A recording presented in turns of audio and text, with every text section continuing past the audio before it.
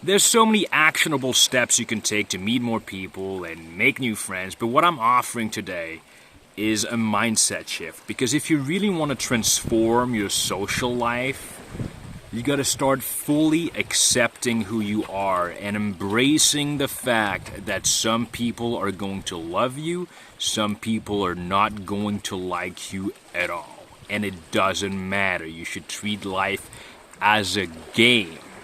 And when you fully embrace that and accept who you are, then it doesn't matter, because misery comes from being obsessed with yourself and being obsessed with whether or not people will like you, with whether or not you will fit in. It doesn't matter, because you will find your people by being who you are. Just accept who you are. Embrace this whole silly thing called life. It's all ridiculous.